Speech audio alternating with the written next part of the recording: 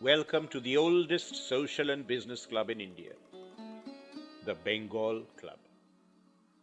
Set up in 1827 as a meeting place where people from the military, the judiciary, businessmen, and professionals of the British Empire gathered together.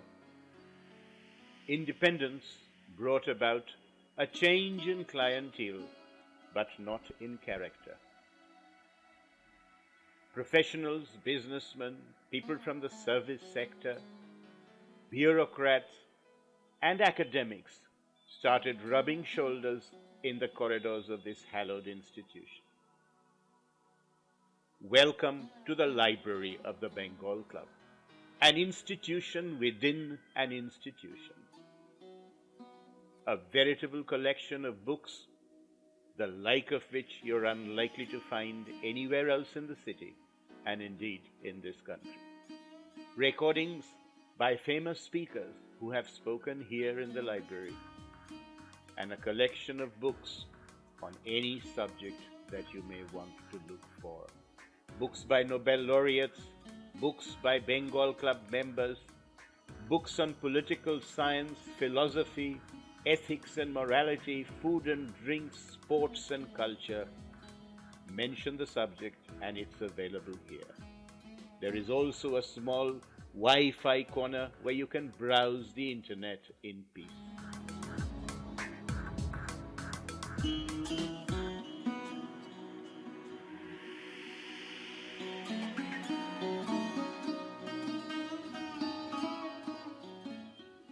They say there is no subject under the sun. If you're looking for a book, you will find it on these shelves of the Library of the Bengal.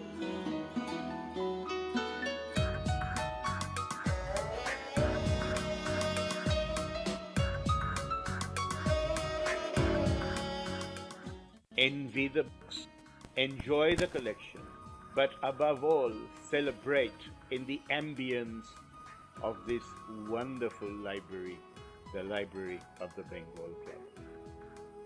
Welcome to see the other famous individuals who have launched their books on this site. And recordings of that book launch are also available in this library. Welcome to the Library of the Bengal Club. On behalf of the Library Subcommittee, welcome to this program.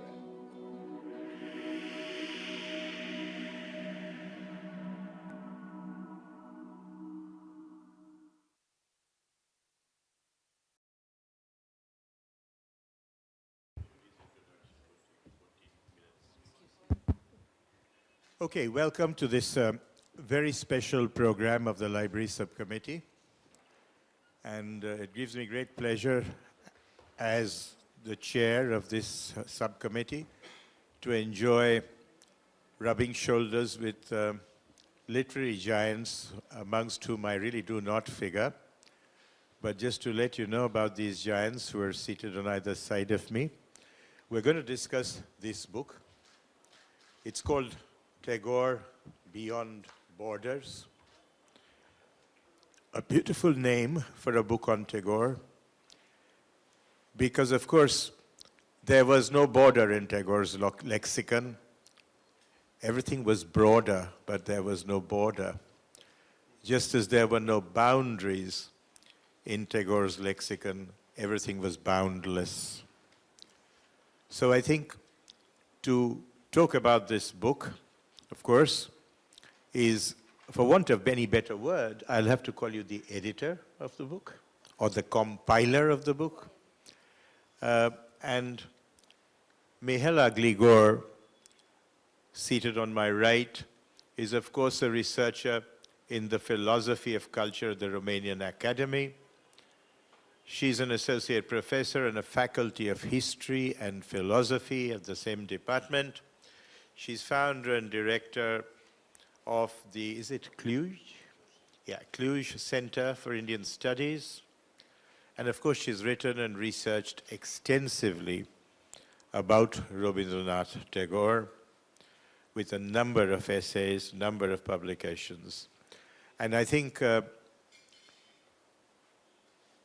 she will be introduced through what she says and what she's written. And I will not venture to introduce somebody as famous as her in any further language. Seated next to me on the other side is a lady who really should have occupied this chair, because the problem is that with her, we do not only share a difference in heights, we also share a height of difference as far as knowledge of literature and English language is concerned. And that is Julie Banerjee Mehta, who I've had the distinction of knowing when she went to a school around the corner called Loreto House, following which she went to Loreto College. And if I were to read her entire biography of Jadavpur University, her master's in English literature, her working in Singapore, traveling to Toronto, her translations of Tagore's plays, I would really force you to stay behind and sacrifice your dinner. So I will not say much more about Julie, except to tell you that she's really the person who is the de facto anchor for this evening's program, and she's just hiding behind my rather large physical facade. Seated on my extreme right is another very bright lady called Dr. Paramita Mukherjee. She's a proper doctor, unlike me. She's an associate professor and deputy director and head of institution at the Amity Institute of English Studies and Research. You can understand why I feel somewhat embarrassed by my very poor knowledge of English language and literature in the midst of these individuals. She has more than 20 years of teaching experience in the USA and India. And of course, she's a BA in English, MA in English language and literature from the University of Kolkata. She earned her second master's degrees in rhetoric and professional communication from New Mexico State University in USA. And of course, she's delivered many plenary talks and lectures. And again, I think what she will be talking about today will speak for itself. And finally, and I mention him not because he's the least, but because in Xaverian custom, we introduce people from the same school last. And so Monojit Dasgupta happens to come from the same school, which is St. Xavier's School, and he thereafter worked in monetary economics, econometrics, and international trade. He had a stint in a multinational packaging company. He was in the tea board. He's still an advisor to a number of tea organizations. But Monojit, amongst other things, unlike me, is very literate in literature and spends a lot of time reading, writing, and talking about famous works of literature.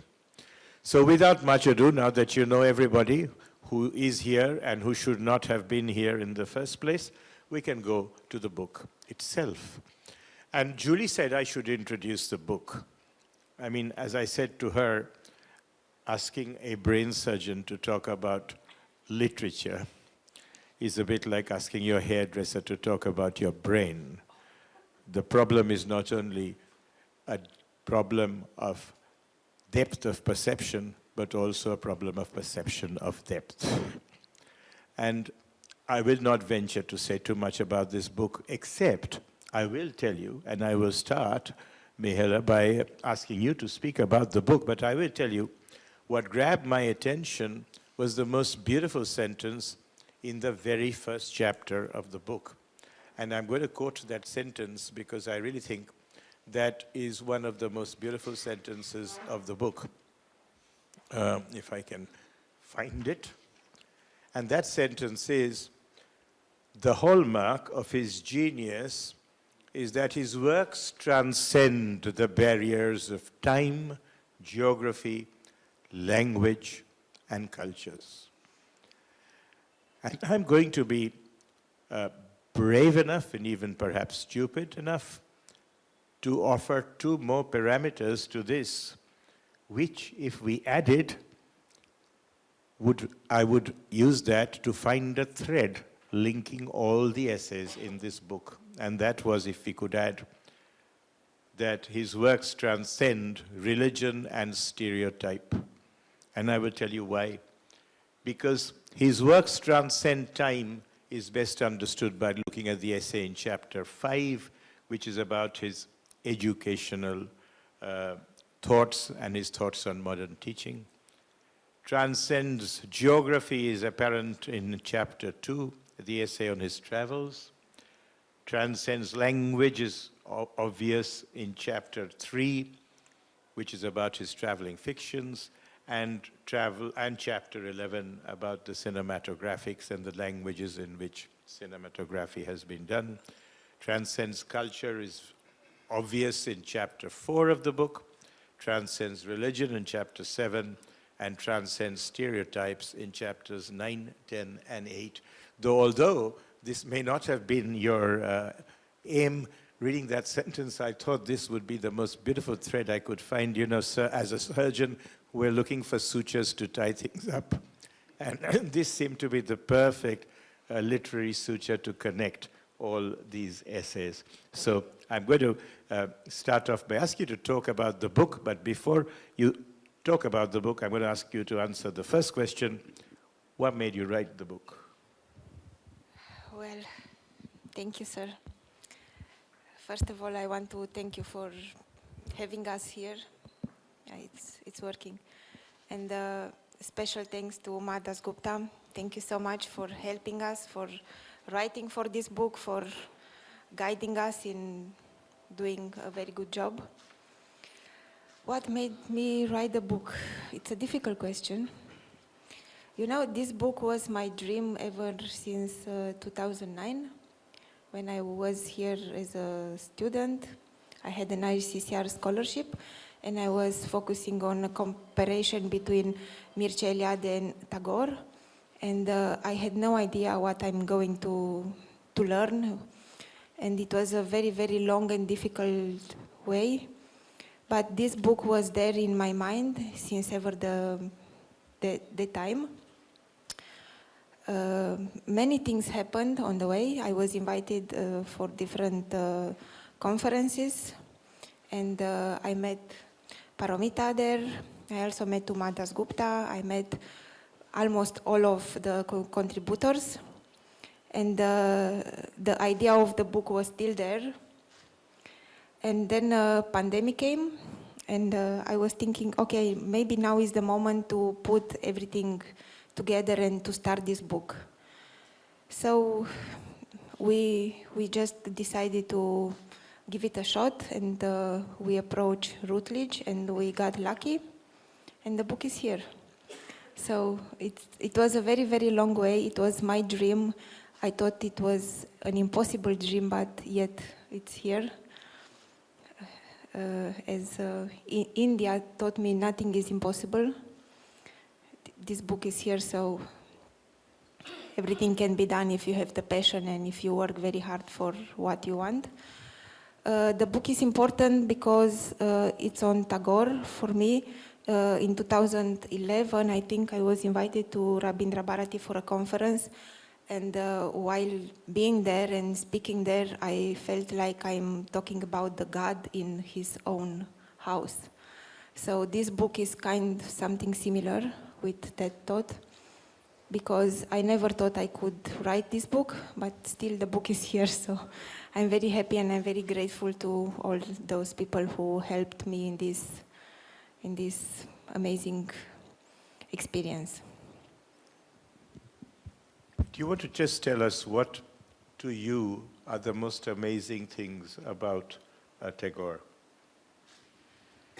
I think the fact that he wrote very, very simple about very complicated things, and he could speak the language of the poor and also of the rich. Yes, he was there for everybody, and he was like a link between all of the people of his time. And he traveled a lot, and he took his culture with him everywhere. And from all his travels, he took something and he put everything in his works. So I think this is his genius. He's everywhere. Okay, we'll come back to you. Let us hear what the guests today wanted to say about the book. Shall we start off with Dr. Paramita? Give us your impressions about the book.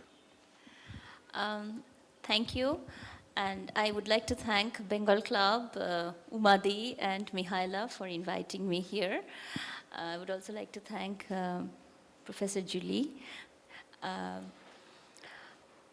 Today is World Poetry Day, and I cannot talk about anything without saying a few lines from Tagore's poetry. We are born in the arms of ageless light that rends the veil of the vague and goes across time, weaving ceaseless patterns of being. The mystery remains dumb. The meaning of this pilgrimage, the eternal adventure of existence, whose tread along the sky flames up into innumerable rings of paths, till at last knowledge gropes out of the dusk in the infinity of human spirit and in the dim lighted dawn. She speechlessly gazes through the break in the mist at the vision of life and of love, rising from the tumult of profound pain and joy. This is Ageless Light by Tagore. And this ageless light is Tagore himself. He brings the light of knowledge in the infinity of human spirit that prompts all of us today to celebrate his life and works. And his genius, as Mihaila has already mentioned, it exceeded beyond the borders of narrow domestic walls. His works have been translated into several languages in India and abroad. Today's topic of discussion, where the whole world meets in one nest, its contemporary relevance. Here, I shall share a small anecdote. Like when I was studying in US, I had taken a modern poetry seminar at University of Florida, where I had brought in W.B. Yeats into discussion along with Tagore. And I was surprised that a lot of my classmates, American classmates, some of them had heard about Tagore being a Nobel laureate, but none of them had actually read Tagore. So I thought it's high time that I actually introduced Tagore to them. And they were really very interested, not just about his literary work, but more about his philosophy. And I think that is one of the reasons why, I guess, there lies one of the significant factors of why research on Tagore is still relevant and needs to reach a wider audience. The book in our discussion today, Tagore Beyond Borders, Essays on His Influence and Cultural Legacy. This collection is a testimony to the fact that Tagore's work transcends the barriers of time, geography, language, and culture. Various contributors from different parts of the world have contributed extensively on subjects of his poems, novels, non-fiction, travel narratives, short stories, and there are films based on his works, his views on religion, philosophy, and education. Also, this endeavor is a witness to the relevance of Tagore, not only as an Indian Nobel laureate, but also as a universal thinker. And women played a very important role in Tagore's life and subsequently in the development of his works. So when women from Tagore household were quite an accomplished group and probably gave Tagore ideas for the women characters in his works, his views on women changed over time, and the final phase of his writing portrays some very strong models of women. One such example is explained in my essay in the book, Strangeness and the New Woman, rereading Rabindranath Tagore's The Laboratory. Now, in this story, Tagore provides the model of a new woman in modern India. This chapter explores the model that shows how Tagore envisioned the new woman who crosses boundaries of region, caste, class, marital status, motherhood, and emerge as a strong, economically independent woman. Through this model, Tagore urges that the future modern woman should be on a concrete mission, and her feminine instincts need to be in perfect balance and harmony with her intellectual endeavors. Shohini, the character, the protagonist in the laboratory, is a spirited and courageous woman who challenges tradition. Her character becomes an example of a woman finding her identity beyond the roles of lover, wife, or mother. She becomes a woman with a mission who goes against all odds to fulfill her aim. She is a rare combination of strength, intellect, shrewdness, and feminine guiles, and has unwavering devotion to her late husband's dream. She does not even hesitate to go against her own daughter when she finds her mission is in jeopardy. My chapter explores how Shohini's identity shows the possibility of the future Indian woman, a construct that crosses not only regional borders, but also goes beyond the borders of any nation, becoming a universal figure of modern womanhood. Thank you. Thank you very much. We'll come back to you. I think it's time to let the one and only Julie Banerjee Mehta speak first. This is a very special day for me, actually. 2008 was the year I was defending my PhD dissertation. Umadi, whom I did not know at that time, was at New College, and we were on the same platform. The conference was Rabindranath Tagore claiming a cultural icon. Okay, that's one part of the story. As I walked out of New College, and I kept a little diary all the years at University of Toronto, I suddenly heard the strains of Phagun Legeche Bone Bone.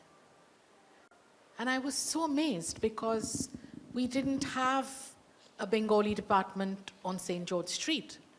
The noise was, the strains of the music were coming from International House, where, believe it or not, it was the Canadian indigenous community of students who were performing this song at a time when the doyen of the professor of Indigenous Studies, Lee Maracle, was still alive.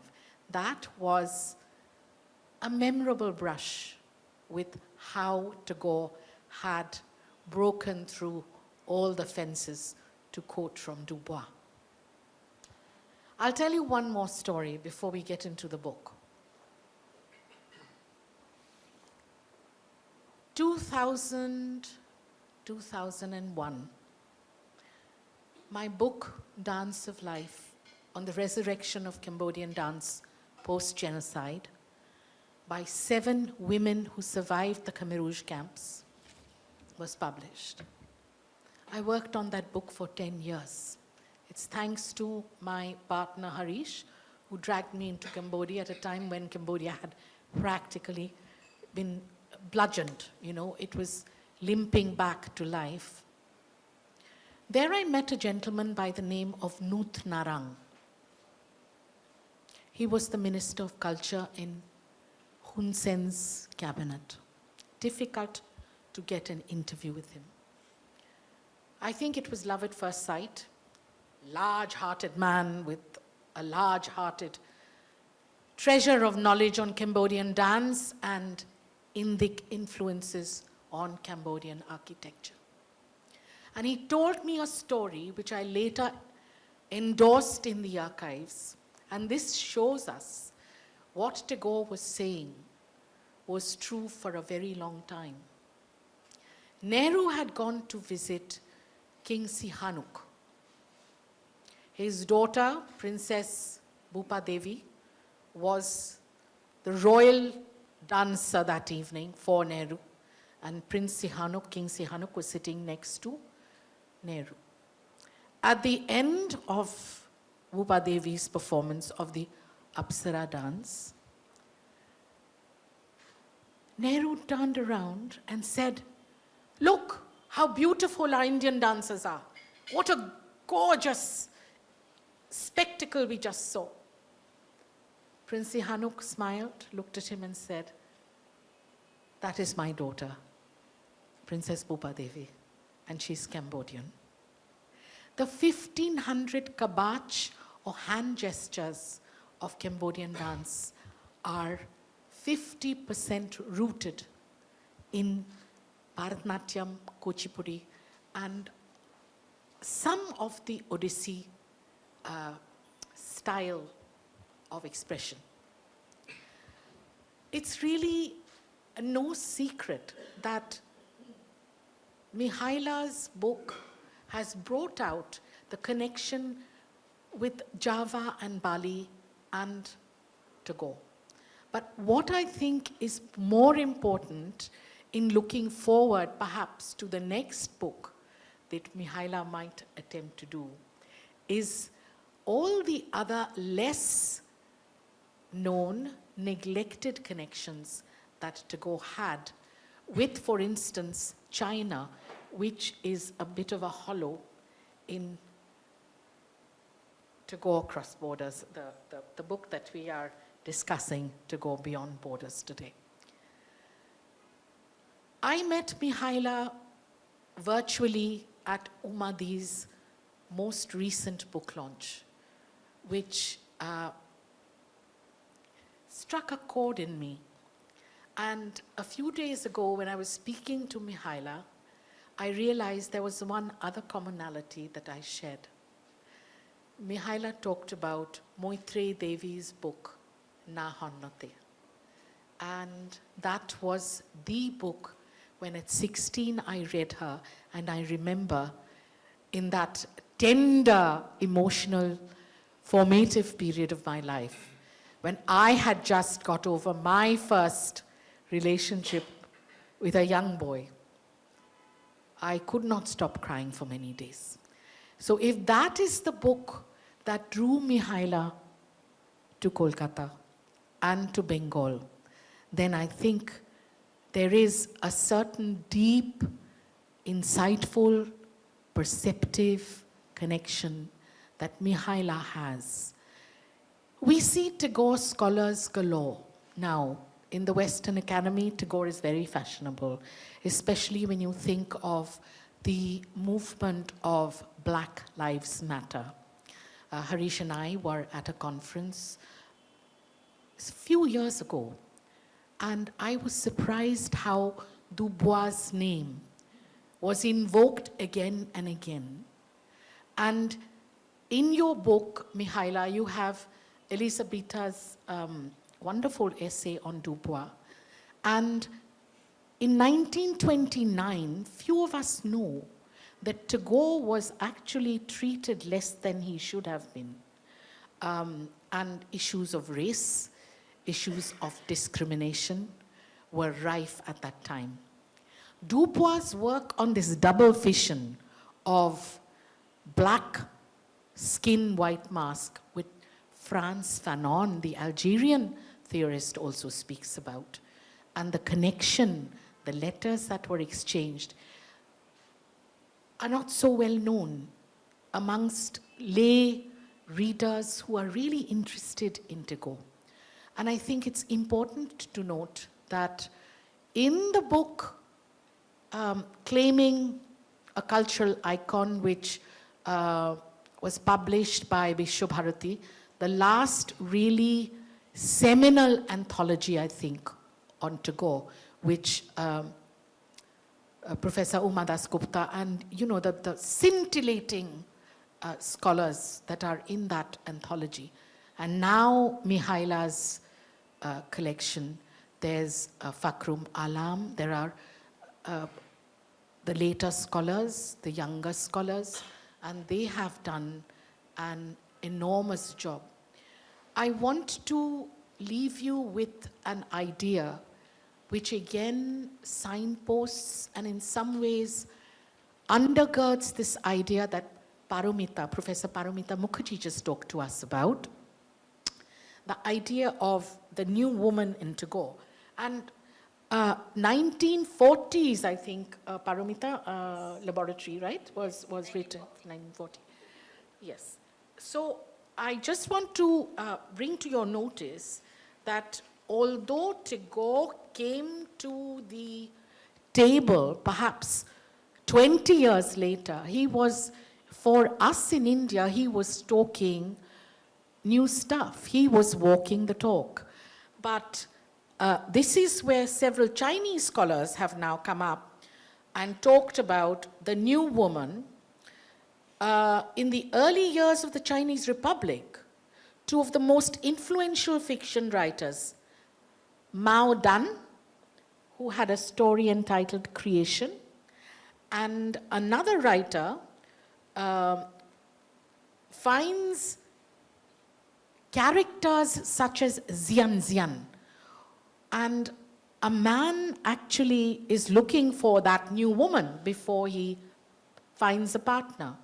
And Paramita, interestingly enough, Bimola comes to mind in Ghore Bairi. Yes, I And mentioned that also. yes, yes.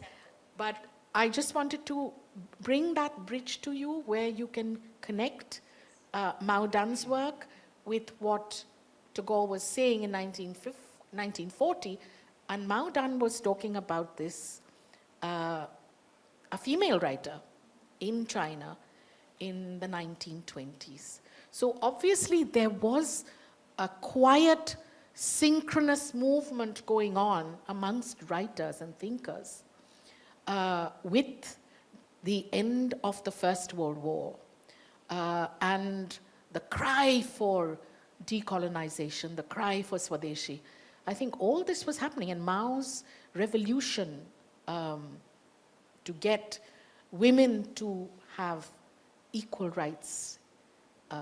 So I think, you know, what you've said really makes a lot of sense. And almost, as I said, almost all the essays which have been anthologized by Mihaela have been done very strategically. Thank you. Thank you. Thank you, Julie. In fact, there is an excellent essay about the educational paradigms in the book. And of course, Tagore wrote about escaping from the lifeless, colorless education factory to a beautiful spot far away from home where the children had the greatest freedom possible. One person who went to the same lifeless, colorless education factory that Tagore alluded to, and who now has a house exactly in the same place, far away from town, is Monojit Dasgupta. So we will bring him in to talk about the book and the educational paradigms of Tagore.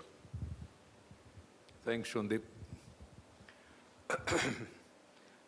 I, having had been tutored in a more formal sense in the dismal science and far away from the corners of literature, my brush with literature really was on the home front. There were personalities that I won't go through now who subliminally gave me a fairly good overview of what pleasures one could derive from reading a book. From those simple pleasures came the oft, I would say, aspired to moments when one escaped from the humdrum, read a book, or disappeared into some corner, into a far corner in a forest, or indeed in Shantiniketan that Shundip referred to mull on what we were seeing around us, whether it was the trees, whether it was the careful delivery of leaf at springtime, whether it was the scorching summer bothering us, but yet providing some excellent flowers to view. There were times when we were kind of feeling the emotions, the spirit of this wonderful personality that we now try to encapsulate as Rabindranath Tagore. I was not very familiar with his actual ashram because we didn't move around there very much. But what I do remember is very distinctly when I was 6 years old, to actually sitting in a classroom, the open classroom that Tagore was envisioning. And I was listening to what was going on and wondering what life would be like when I came back to the confines of Park Street. I must say, there was no contradiction in my mind because I knew what my station in life was, but yet, the break that I had gave me a fairly good idea of what I need to mix in my life to make it a little more rounded. And one of the persons that I shared this idea, this experience, was with a Jesuit Belgian priest by the name of Father Pierre Fallon. When I was in class 6, he walked into the class and said, in chaste Bengali, যে তোমাদের teacher আজকে আসবে না. Your teacher will not be here today.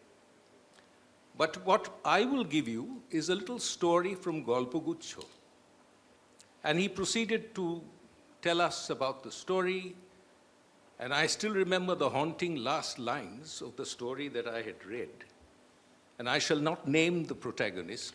It'll for you to remember and for you to read up again. It was about a woman who was incarcerated, ostracized in some manner, and died a very painful death where she took her own life. She had actually, in a previous bout of an incident, not died. And she had appeared in the family to be only told by her family members that this was not a person that was living. And she was almost an apparition. Now, she was trying absolutely without success to try and impress upon them that this was her. But nobody seemed to buy that. So she actually took her own life, and the last lines are memorable, that she more proman korilo je she more nai. Now, I heard this from Father Pierre Fallon. And he said there'll be time when you will be doing other things. Some might be a doctor, some might get to be an engineer. But return to these stories on moments of introspection, on self-doubt, or pure enjoyment. Just return to these stories. I've never forgotten that.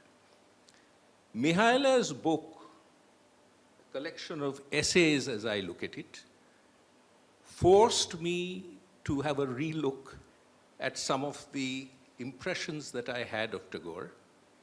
And I actually did, just to cut this initial observation short, I did one feature which I think, for me it worked. Before reading the book, I actually put down some thoughts of what my idea of Tagore might be, to imagine him as someone beyond or across borders. And I wrote down a few points. One is that he traveled like nobody else that I can imagine. And to have done it in the span of time that he did, and at the time that he did, from 1880s, 1890s, right up to before he actually took ill, he was a true Bishwajatri, so a world traveler. Unimaginable in today's context, but he actually did it. The other way of looking at Rabindranath Tagore is how does he cross various literary genres? And I looked at it from the point of him being a poet, a dramatist, a lyricist, a music person, performing arts, essayist, and an artist. Now, within these broad headings come several subconstructs, which are quite amazing. Then comes Tagore, the philosopher, drawing on world philosophy. Then he's drawing influences from other works overseas. Then his pan-India theme, so he's actually crossing from Bengal to other provinces. And I think Sohini, as the Punjabi woman, and there may be points on which Paramita might like to pontificate, because there is this controversy, why Punjabi, why didn't he configure the new woman in Bengal, etc., etc. Now, that's the poetic license. The other one is his institution building abilities, which draws heavily from overseas influences, not to say assistance, financial assistance. Now, these were my thoughts before entering and reading the book. And I'd leave the discussion at this stage because there might be a few points on which we might arise in terms of the various essays that find place. Some of these essays we already find mention of, but I think we could give you a teaser trailer of some of the other essays that haven't found mention so that you can actually pick up the book in our library, Bengal Club Library, and actually read it. So I'll leave it at this stage, and at some point of time, if we have time, I'd like to just share a few glimpses of Rabindranath's ways of traveling, because it sort of merged with my travel, which was not for pleasure, but it was for business. But we actually came across people who were talking about Tagore, and we saw the influences of his travel and his writings in remote places like the Southeast Asia. And one particular country that doesn't really find mention in this collection is this rather less traveled area called Iran, the erstwhile old Persia, which Tagore did manage to visit way back in 1932. I'll come back to that in case we have time. Thank you, Monojit. In fact, the story you allude to is so much deep in the Bengali psyche that as a, as a neurosurgeon, often patients tell me, je, acha, ei tumorta bar kore dile ami thik hoye jabo to? And I often answer, বার করেই দেখতে হবে কাদম্বিনী মরিয়াই প্রমাণ করিয়েছিলেন যে উনি মরেন নাই. And they understand much quicker than if I give them a neurosurgical explanation of why that tumor should be removed. Well, one individual who in a book launch on Tagore should not be in the audience, but is, by her own choice, is Professor Uma Dasgupta. And I think it would be incomplete both from the point of view of the book, from the point of view of Tagore, and from the point of view of the Library Subcommittee of the Bengal Club, if we did not invite Umadi to share her thoughts about this book. Incidentally, Umadi, you have written the chapter on Tagore and Gandhi. It is one chapter that I have actually read from the first to the last line.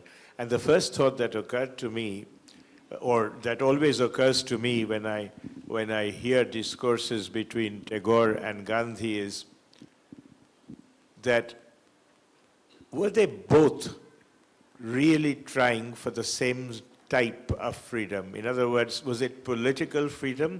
We know Gandhi wanted political freedom. Was political freedom Tagore's main aim as well? Or was there a different type of freedom that he was really alluding to? Umadi, you need to come up here because I think... Stand up and speak. Thank you very much for asking me to add a few lines.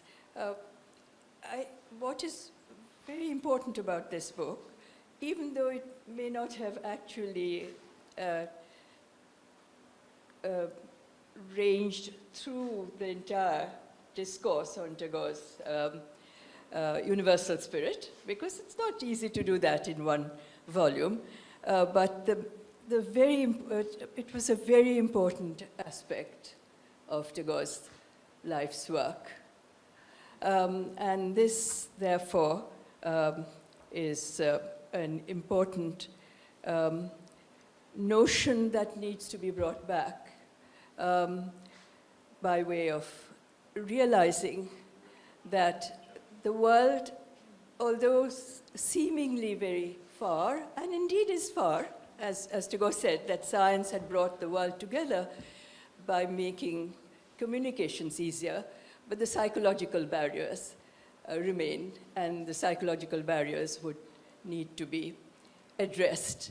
And that was what I think he was trying to do at Vishwabharati, because he certainly believed, and he lived certainly through one war, although India was not in the war, but at the same time, the World War was had a great impact on the entire human spirit, and Tagore was quite affected by it.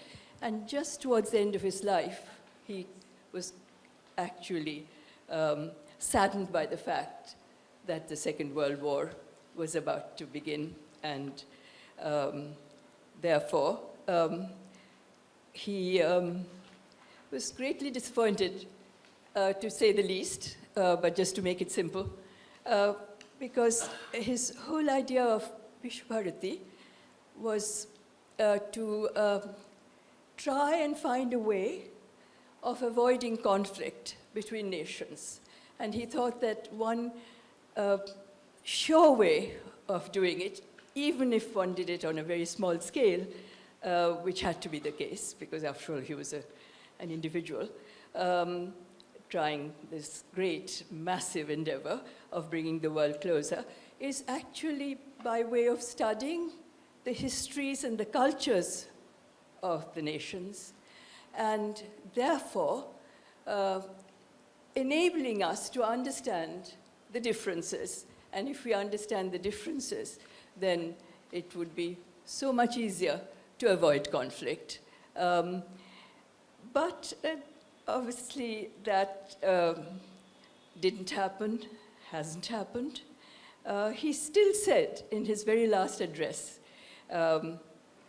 which was read out on his 80th birthday, because he was no longer able to read it, speak it or read it himself.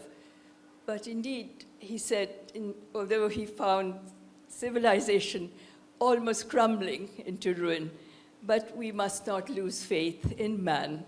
And that, he said, completely unconditionally should be our future outlook, our psychology for all time. Coming back to Shandip's question about Gandhi and Tagore, who were profoundly similar, in spite of what we often think that there were great differences between them. There were differences between them, and those were actually always debated in public, so there was no reason not to know that there were differences between them. But there were great similarities, profound similarities, and they were very close friends. Indeed, freedom was a big issue for them, because after all, we were a colonized country, and not for one day, for 200 years. So freedom was important. Now, where did Tagore and Gandhi, to address Shandip's question, was there a difference about freedom? Not fundamentally, no. But Gandhi certainly believed that these problems of social justice, which were horrendous in our society, would need to be addressed, would not only need to be addressed, in fact, was the most important thing that we had to address. But Gandhi thought it's best, perhaps, to do it in our own manner after we obtain political freedom from the British. Tagore didn't agree there. Tagore's view was that if we, I mean, obviously I have to simplify a lot of profundity in these discussions, in this discourse between the two men. So I'm simplifying it, but I don't think I'm distorting the idea. Tagore thought, I mean, both Gandhi and Tagore addressed the disunity in our country. And if I take just one example, which we all know about, I mean, untouchability was an issue that obviously was a great divide in society. So, you know, to make it brief and to simplify it, he started very, very seriously to address this problem. Again, it was difficult for him to go all the way, and this is why there was that great difference between Gandhi and Ambedkar, both of whom who believed in the same thing. Not in this respect between Tagore and Gandhi, because both, of course, knew that it was not going to be easy to do away with caste in a day. But it needed to be addressed. Now, although Gandhi started to work on this, right, while we were a colonized country, but he still, I think, felt strongly that the masses can be moved, the Indian masses can be moved best if we actually had independence.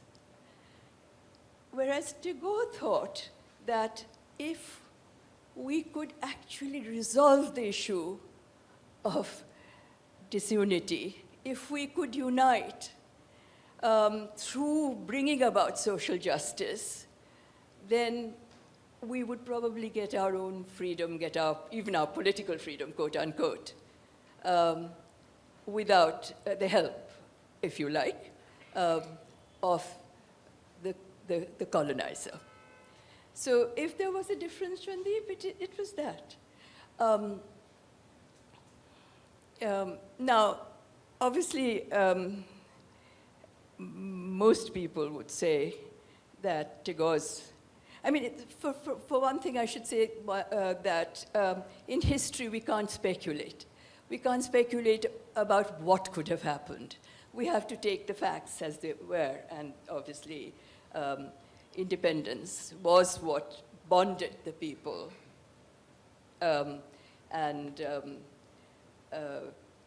In a sense, that was an important factor in bringing about political freedom. So we can't rule it away. We can't wish it away. Whereas Tagore's thought, even in respect of what I was saying earlier, which is that let's bring people together, let's bring nations together, let's try to understand nations by studying their histories and cultures. That was really what Vishwabharati was about. He was inviting people from the large world, just simply saying to them, he was traveling, he was promoting the idea of Vishwabharati, and he met many intellectuals and common people. He specifically mentioned this, that there were people who were just like any common people, who took a great deal of interest in this idea. And all he was saying was, come to Shantiniketan. We will be together, we will study together. We will take what you know better than us, which is scientific learning, not just scientific learning by way of the sciences, by way of learning the sciences itself, but also scientific learning in the humanities. In other words, we have knowledge and we have learning in India, ancient learning, but we haven't been able to quite structure it in the way the West has done through its pursuit of the social sciences. So we'll learn from you and you'll learn from us what our ancient knowledge is. So really that was as basic as it was for Vishwabharati. So his way of finding freedom, and indeed it was a very succinct way of finding freedom, but most people would believe, and not surprisingly, that's very utopian. can you really convince people of this without maybe just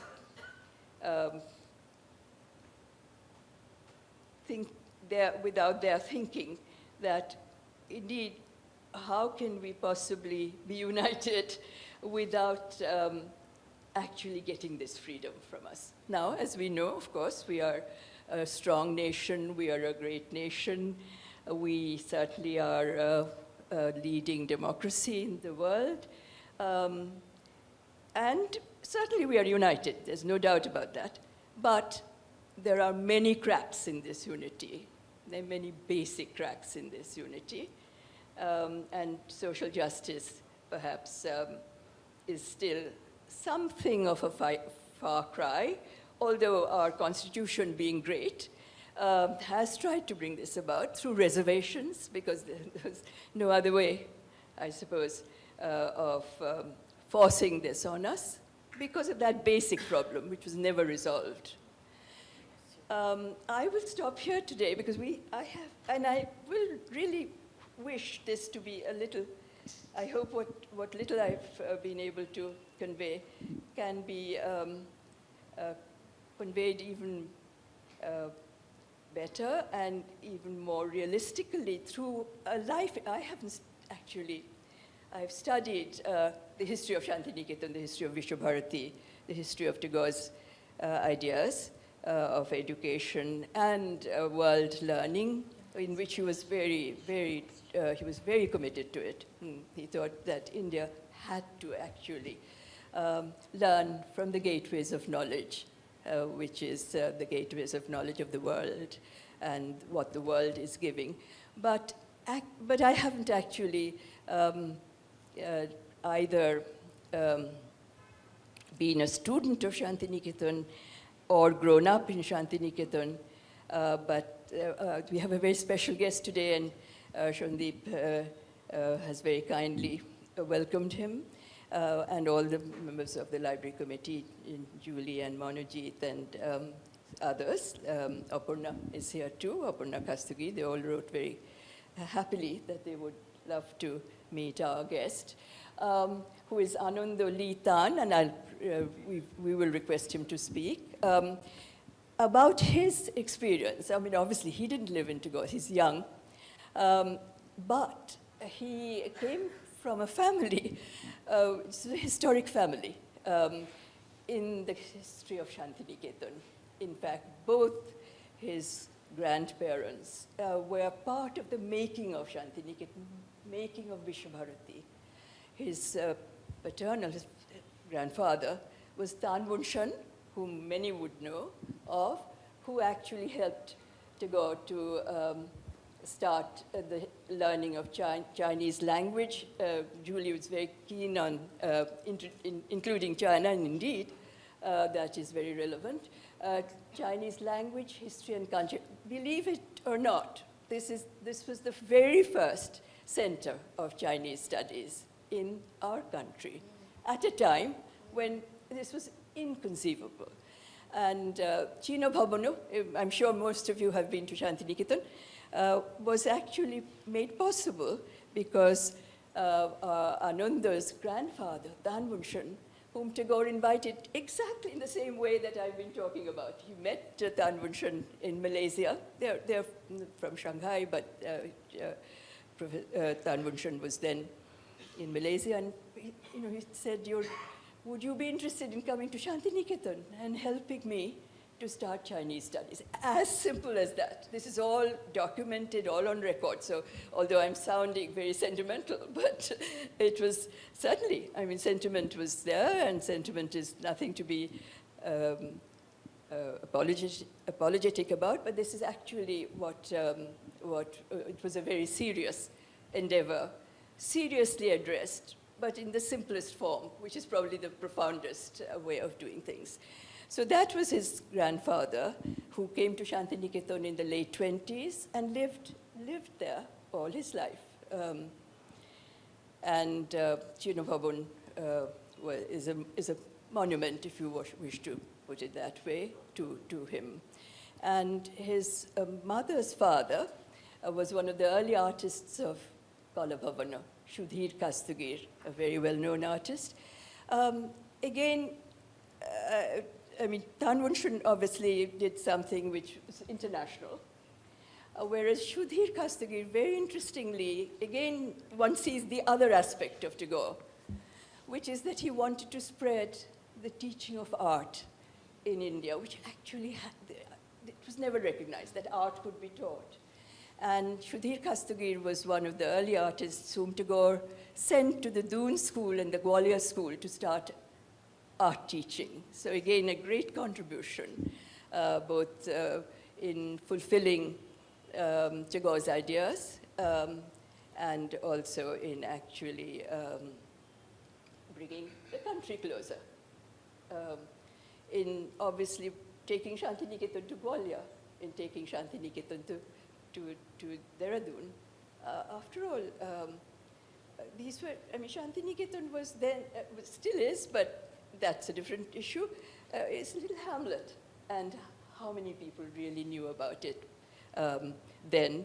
Now more people know about it because it's a lovely little tourist spot for most people. Now, a little bit more about Anando's work, which is not just because of his family connection. There's so many family connections, which obviously wither away. But in his case, I mean, he was raised in Shantiniketan because of his family connection. But he learned something from Shantiniketan, which has actually given him his life's work and his life's passion, compassion. And it is very relevant to also our discussion about Tagore's relevance today, contemporary relevance. However we wish to approach it. The book has approached it in one way, and Anando's work, I think, has approached it, or is, Anando is actively working now, is approaching it in another way. Many of us are not aware that Tagore was one of the early environmentalists in the country. And this actually started not because Tagore was saying very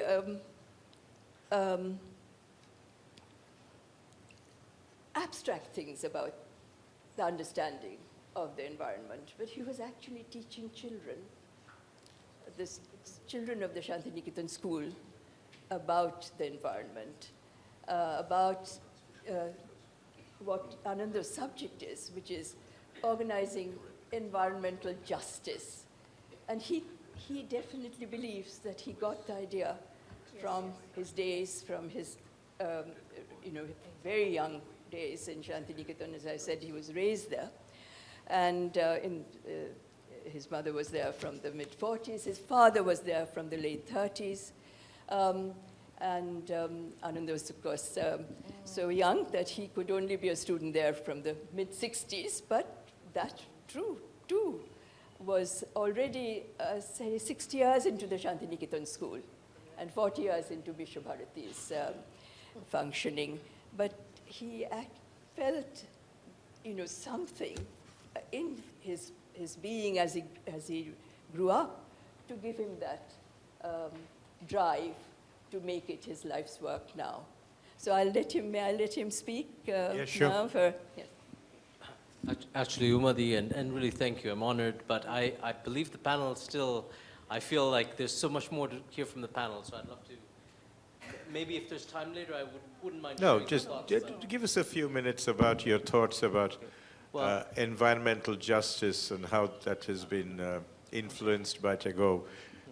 Do you deal more with distributive justice or procedural justice or what we call sense of justice? I won't belabor because I'm still keen on learning so much more, and thank you for all the sharing that you've already done, and the fact that Tagore is relevant beyond borders, beyond boundaries, and is still perhaps one of the most relevant thought leaders on emergent crisis today. I work in the field of climate change and environmental justice, and as our understanding of this complex ecological crisis grows, I can't think of no other thought leader who has more to contribute to the way we need to develop and design society so that future generations may survive.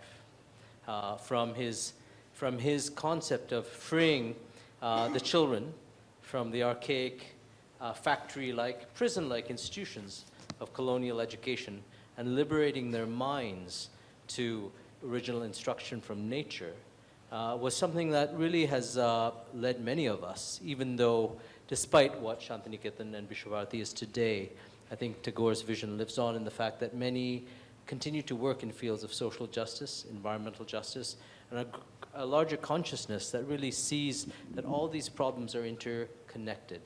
Intersectionality is a very common, a very popular term these days, as is decolonization. And one of the things that I was raised to understand that Tagore had proposed, and one of his perhaps nuanced differences with Gandhi was that in order to truly liberate these lands from British colonial rule, we first had to decolonize our minds, our hearts, and our practices. That we could only hold ourselves up with true pride on a global stage if our children were taught the deep wisdom that connected us to the ecosystems of South Asia, that connected us to what is truly our home and not what is learnt of a foreign land.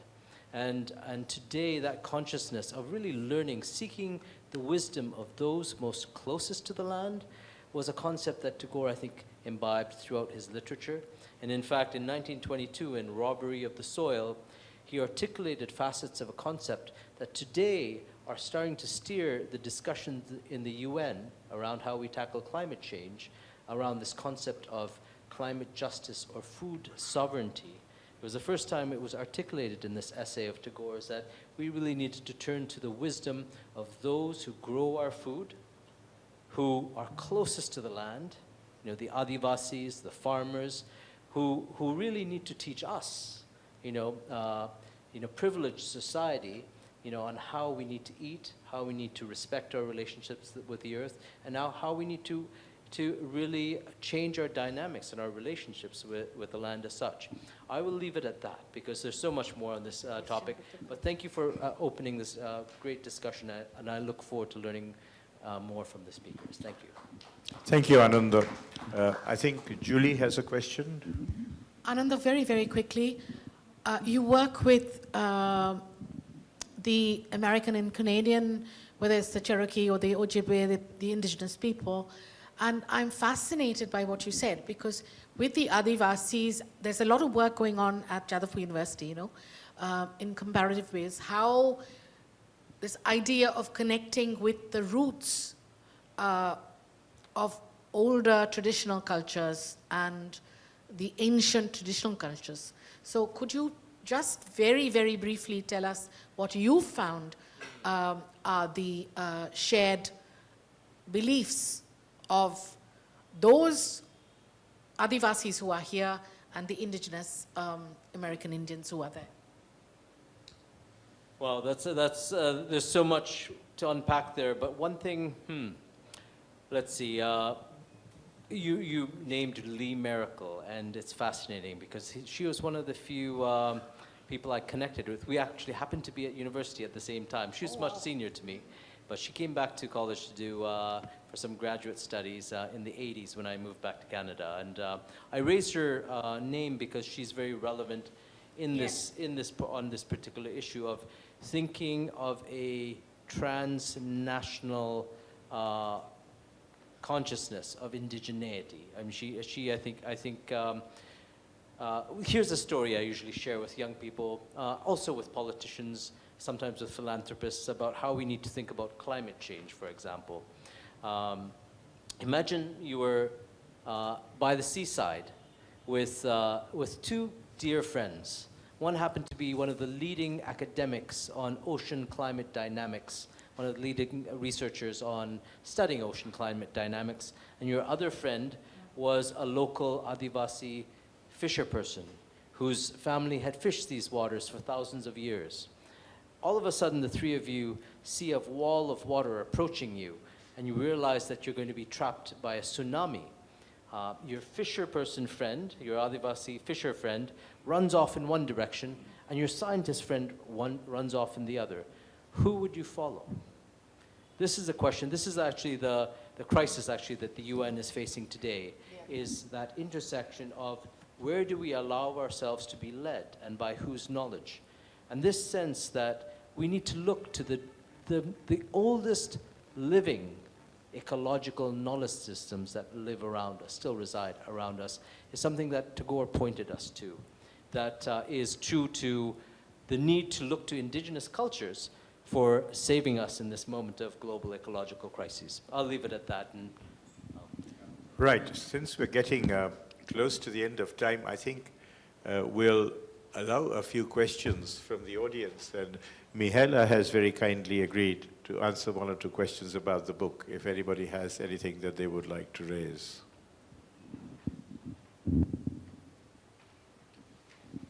No? If not, does Paramita have something that she would like? No?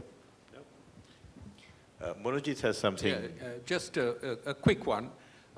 Lest Mihaela's effort at bringing together, in synthesizing a series of very, very perceptive essays, go unnoticed. I thought I'll just raise this.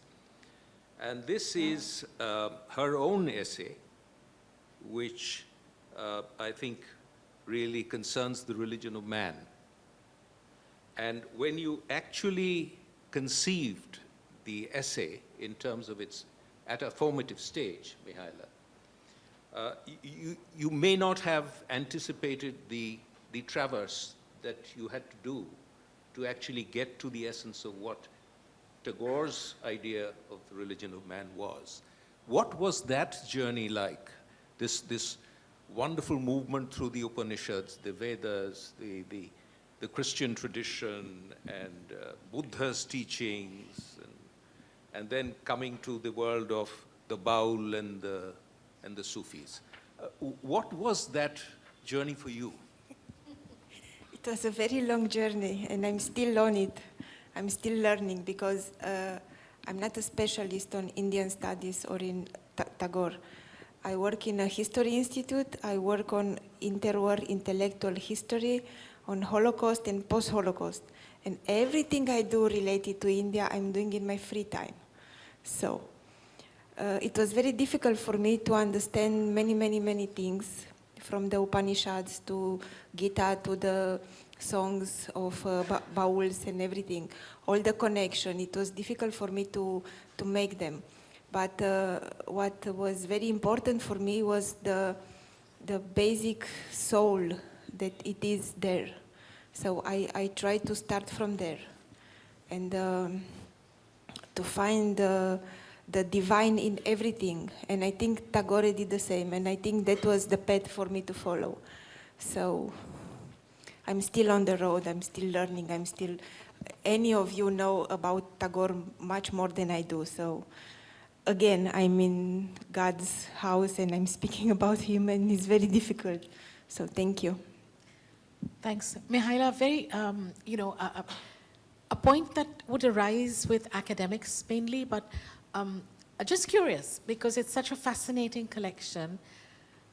The first thing that struck me, I guess, the way we are trained, right? How come there are no abstracts?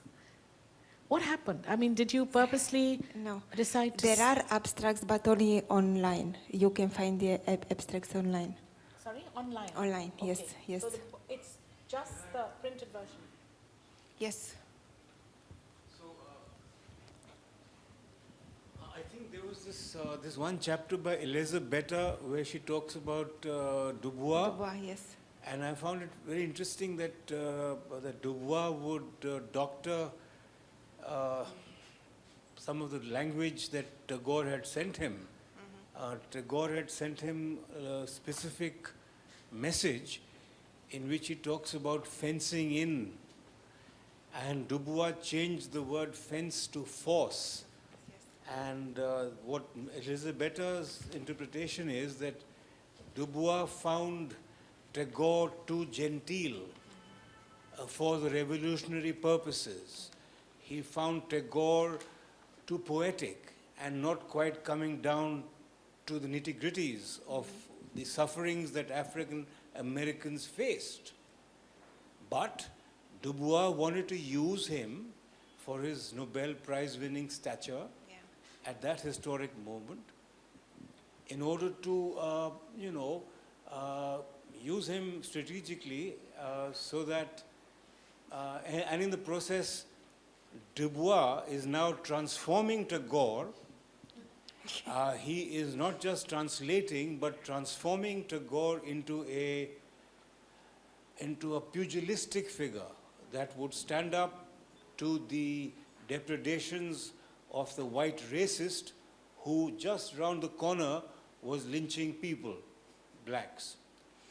I don't know, I'm sure you found as the editor, you must have had some aha moments about this, you know? Yeah? Okay. Thank you. Do you want to comment on that? No. Okay. Any other questions from the audience? Because traditionally, the library talks are 1 hour and 45 minutes, and we've just about reached there. In fact, there are some fascinating facets of the book. I was particularly intrigued by Fakhrul Alam's personal rendition of the Chitto Jetha Bhoy Shunno Chosashir, and a very fascinating retranslation of what we know as Where the Mind is Without Fear. And a lot of very, very interesting things like that in the book. But if there is no other comment, I think it's if only... I may Yes, please say do. something.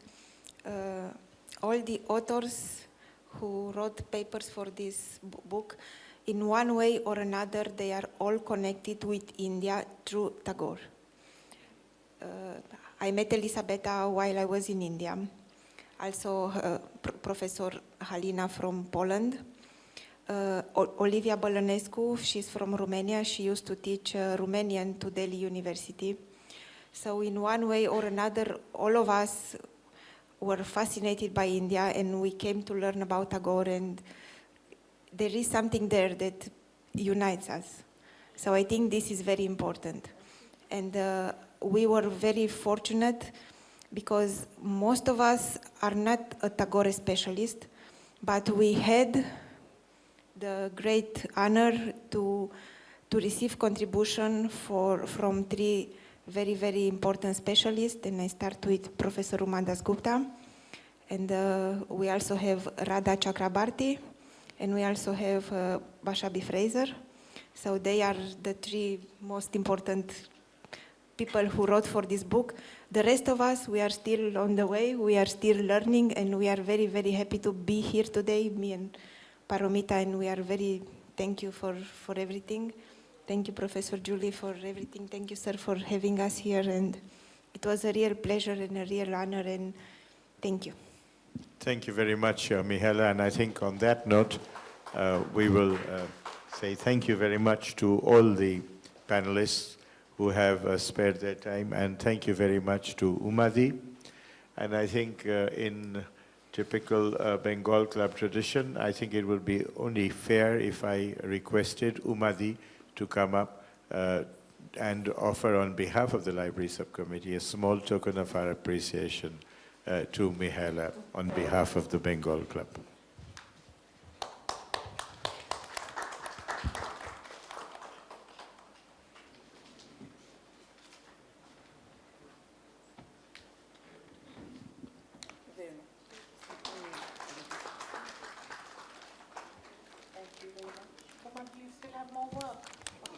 Oh, Dr. Paramita.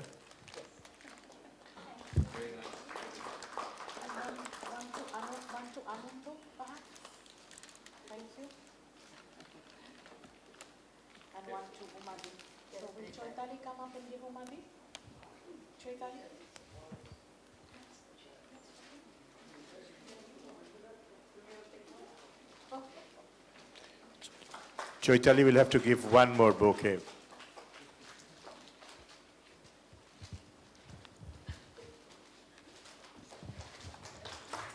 Thank you very much, and thank you for being with us this evening.